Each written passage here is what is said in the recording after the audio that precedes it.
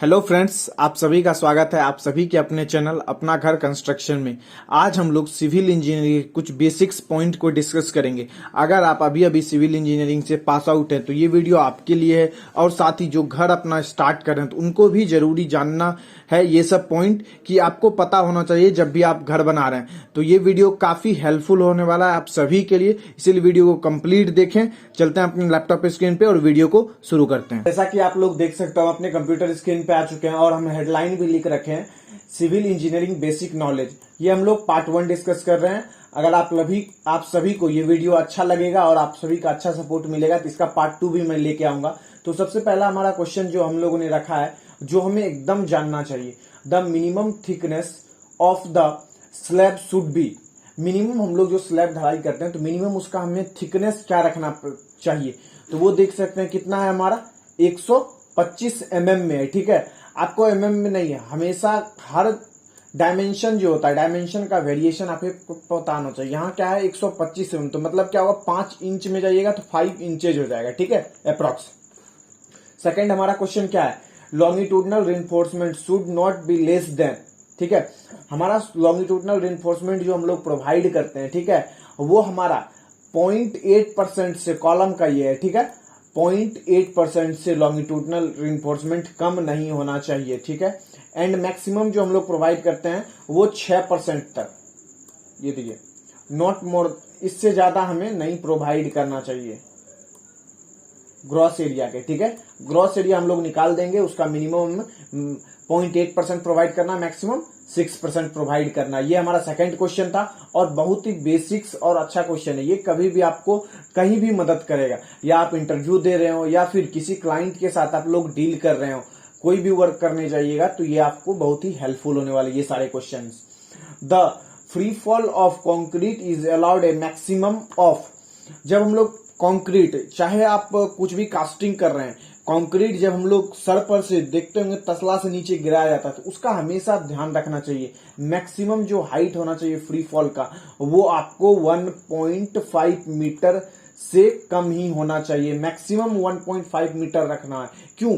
अगर आप ज्यादा ऊपर से आप अपने कंक्रीट को गिराते हैं नीचे तो क्या होगा, वो सेपरेट हो जाएगा और सेग्रीगेट हो जाएगा। आप जो मिक्स किए, प्रॉपर मिक्स प्रोवाइड किए सीमेंट, एग्रीगेट और बालू का, उससे कोई फायदा नहीं मिलना है। क्योंकि ये क्या होने वाला है, ज्यादा ऊपर से गिराने के बाद ये अलग अलग सेपरेट हो जाना है, तो क्या होगा, स्ट्रेंथ में ये इसमें डिफर कर जाएगा। तो इसीलिए हमें इस बात का तो हमेशा ध्यान रखना है जब भी हम लोग कंक्रीटिंग कराएंगे। ठीक है, थर्ड पॉइंट ये हमारा था, थर्ड क्वेश्चन था। फोर्थ क्वेश्चन देखिए, ग्रेड ऑफ कंक्रीट M20 1:1:3 होता है। ग्रेड ऑफ कंक्रीट हम लोग M20 हम सबके मुंह से सुनते हैं, ठीक है, लेकिन हमें यह भी ध्यान रखना चाहिए कि M20 ग्रेड क्या होता है, उसका क्या रेशियो होता है। इसे तो हमें याद रखना ही चाहिए, क्योंकि हम लोग मिनिमम RCC जो हमें करना चाहिए वो M20 ग्रेड पे करना चाहिए, और लगभग वर्क जो होता है M20 ग्रेड पे ही होता है। तो ये हमें ध्यान रखना है। तो एक रेशियो इसमें क्या है हमारा, सीमेंट का है। ठीक है, सेकेंड रेशियो हमारा क्या है, 1.5 जो है हमारा क्या है, वो सैंड है, और थर्ड हमारा क्या है, एग्रीगेट है।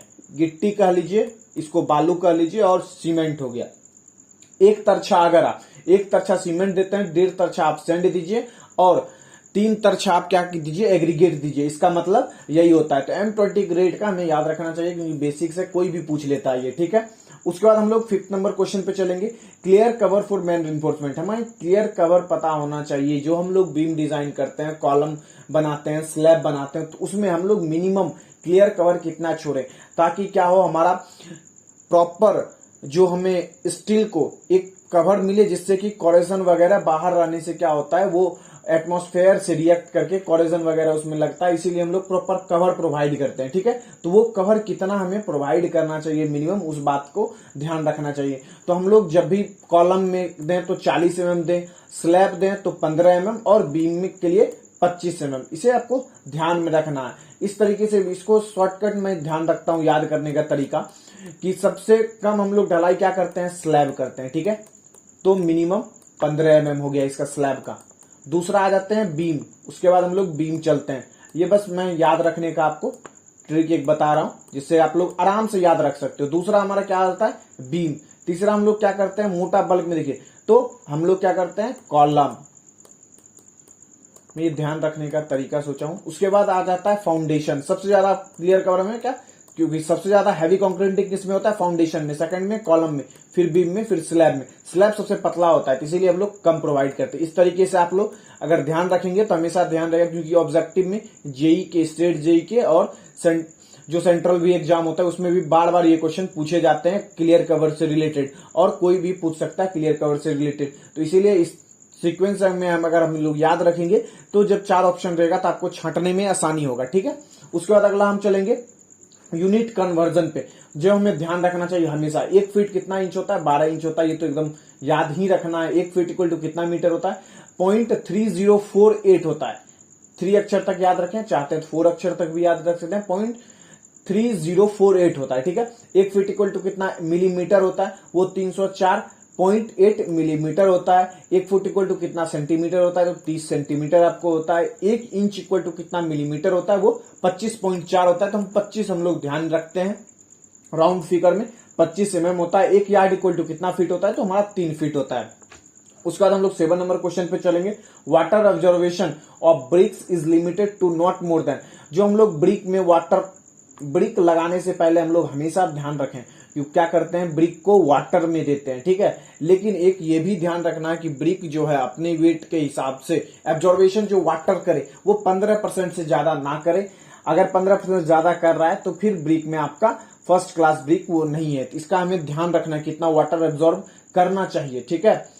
इससे ज्यादा तो नहीं करना चाहिए, 15% से ज्यादा वाटर ऑब्जर्वेशन, ठीक है। 8 नंबर क्वेश्चन पे हम लोग चलेंगे। 7 नंबर हो गया। 8 नंबर पे हम चलेंगे क्यूरिंग पीरियड। जब हम लोग कंक्रीट अलग अलग टाइप का कंक्रीट यूज करते हैं, बनाते हैं, जैसे क्या होता है, ऑर्डिनरी पोर्टलैंड सीमेंट यूज करते हैं, PCC Portland pozzolana cement use करते हैं। 2 चीज का हम लोगों ने इसमें एग्जांपल ले रखा है, सुपर सल्फेट सीमेंट का, और सेकंड हम लोगों ने ऑर्डिनरी पोर्टलैंड सीमेंट का। ऑर्डिनरी पोर्टलैंड सीमेंट या क्यूरिंग पीरियड क्या होता है, पानी पटाने का टाइम, ठीक है।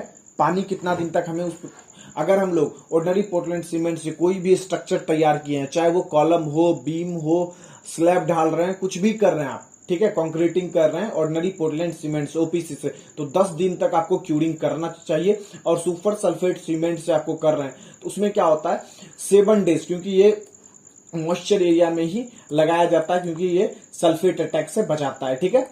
तो उसमें 7 डेज हमें करना चाहिए, ठीक है। इन बातों का ध्यान रखना है हमें। उसके बाद 9 नंबर चलेंगे। C/C बहुत जगह आप देखेंगे ये लिखा हुआ रहता है, इसका मीनिंग हमें पता होना चाहिए ये क्या लिखा हुआ। इसका मतलब होता है सेंटर टू सेंटर डिस्टेंस। अगर हमारा ये एक बीम है, यहाँ एक बीम है, ठीक है, बीच में क्या होता है, डॉटेड लाइन देखिएगा जब भी आप ड्राइंग रीड कर रहे होंगे या कुछ भी मेंबर है ये, तो इसमें क्या होता है, यहाँ C to C डिस्टेंस लिखा होता है। इसका मतलब है कि इस मेंबर का सेंटर, इस मेंबर का सेंटर से बीच का जो डिस्टेंस है वही C/C है, centre to centre distance. 9th number ये हमारा क्वेश्चन था। उसके बाद चलेंगे 10th नंबर पे। ये वीडियो थोड़ा लंबा होगा क्योंकि हम लोग क्या कर रहे हैं, बारीकी से एक एक चीजों को 15 क्वेश्चन टोटल इस वीडियो में हम लोग डिस्कस करेंगे, जो बहुत ही हेल्पफुल होने वाला है। ये क्वेश्चन तो आपको आना ही चाहिए, इसको आप लोग भूल नहीं सकते हैं, ये सब बेसिक्स है। The compressive strength of brick का जो कंप्रेसिव स्ट्रेंथ हमारा होना चाहिए, कितना चाहिए, 3.5 न्यूटन पर mm स्क्वायर, ठीक है। उसके बाद हम लोग चलेंगे 11 नंबर क्वेश्चन पे। The initial setting time. Initial setting time जो हमारा होता है, ठीक है, वो हमारा होता है 30 मिनट। ये सब क्वेश्चन तो आपको जेई का अगर पेपर प्रीवियस ईयर उल्टा के देखते हैं, जो भी मैं 15 क्वेश्चन आज देख रहा हूं, या फिर आप डेली यूजेज में देखते हैं, अगर साइट पे जाते हैं तो आपको एकदम यूज इन सारे क्वेश्चन का बहुत ही ज्यादा मात्रा में आने वाला है, और कम्पिटिटिव एग्जाम में तो ये क्वेश्चन आते ही आते हैं। उसके बाद अगला हम लोग चलेंगे क्या है, फाइनल सेटिंग टाइम हमारा क्या होता है, 10 आवर सीमेंट का। इनिशियल सेटिंग टाइम कितना है, 30 मिनट, ठीक है। इनिशियल मेरा कितना आया 30, और फाइनल एफ डाल दूं तो फाइनल सेटिंग टाइम कितना हुआ 10 आवर, ठीक है। अगले आगे हम चलते हैं 12 नंबर। डेड लोड क्या होता है, ठीक है। 2 तरह का लोड होता है, डेड लोड, लाइव लोड, ठीक है। सुने होंगे डेड लोड, लाइव लोड, ठीक है। तो डेड लोड कैलकुलेशन में हम लोग कवर करते हैं, dead load plus live load निकाल के ही हम लोग सारा कैलकुलेशन बिल्डिंग का करते हैं। तो डेड लोड का मतलब होता है सेल्फ वेट ऑफ स्ट्रक्चर, जो हम लोग स्ट्रक्चर खड़ा करते हैं, ठीक है, कंक्रीटिंग कर रहे हैं, ब्रिक वर्क कर रहे हैं, फाउंडेशन बना रहे हैं, तो हम लोग कितना उस पर लोड दे रहे हैं। डेड लोड वही होता है कि पूरे स्ट्रक्चर का आप लोड कैलकुलेट कर लें, उसी को करते हैं। एक टर्म आता है, आप सुनेंगे डीपीसी। डीपीसी हम लोग कर देते हैं प्लिंथ के बाद, प्लिंथ जहां पे आता है, अगर हम लोग प्लिंथ ग्राउंड बीम और प्लिंथ के बीच अगर डिस्टेंस बहुत कम हो तो हम लोग क्या करते हैं, डीपीसी डाल देते हैं, डीपीसी लेयर डाल देते हैं, ठीक है। नहीं तो अगर डिस्टेंस ज्यादा होता है तो उसमें हम लोग बीम ही प्रोवाइड करते हैं। डीपीसी तब प्रोवाइड करते हैं जब डिस्टेंस कम हो। तो वो होता क्या है, उसको कहते क्या है, डीपीसी का फुल फॉर्म क्या है, तो डैम प्रूफ कोर्स, ठीक है, डैम प्रूफ कोर्स हम लोग कहते हैं। द थिकनेस शुड बी, जो हम लोग डीपीसी करते हैं वो हमेशा 2.5 इंच से कम नहीं होना चाहिए। 2.5 इंच मतलब क्या होता है, 25 mm, मतलब 25 mm मतलब कितना होता है, हमेशा 1 इंच। यूनिट कन्वर्जन तो अगर सिविल इंजीनियरिंग से आप बीटेक किए हैं तो यूनिट कन्वर्जन तो आपको आना चाहिए। अगर साइट पे आप वर्क करवाने जा रहे हैं तो बेसिक्स आपको फीट, इंचेस, मिलीमीटर, सेंटीमीटर, इतना तो आपको यूनिट कन्वर्जन हमेशा दिमाग में रहना चाहिए। बेसिक से ये हमारा 15 क्वेश्चन। और हमारा लास्ट क्वेश्चन है, vibration is freshly made concrete is done. जो हम लोग वाइब्रेशन देखते होंगे जब भी आप, अभी पहले क्या होता था, बांस से हम लोग खचाई करते थे, अब क्या होगा, वाइब्रेटर आएगा। नया नया समय जैसे जैसे बढ़ते जाएगा, नए नए टेक्नोलॉजी आते जाएगा, उस चीज को हमें सीखना भी है। वाइब्रेटर हम लोग यूज क्यों करते हैं, जब हम लोग कंक्रीट पोर कर रहे होते हैं तो उसमें क्या होता है, एयर वॉइड, एयर बबल्स रहते हैं, ठीक है। तो उसी को हम लोग को दूर करने के लिए हम लोग क्या करते हैं, यूज करते हैं वाइब्रेटर को, ठीक है। ये हमारा 15 नंबर और लास्ट नंबर क्वेश्चन था आज के इस वीडियो का, पार्ट 1 का। अगर आप सभी को ये वीडियो पसंद आएगा तो आगे मैं पार्ट 2 भी इसका बनाऊंगा। तो आप लोग कमेंट करके जरूर बताइएगा आप लोग को ये वीडियो कैसा लगा। दोस्तों इस वीडियो में यहीं तक रखते हैं। आशा करता हूं दोस्तों आप सभी को वीडियो पसंद आया होगा। अगर आप अपने फ्रेंड्स के साथ ज्यादा से ज्यादा वीडियो शेयर करें। मिलेंगे नेक्स्ट वीडियो में, तब तक के लिए जय हिंद, जय भारत।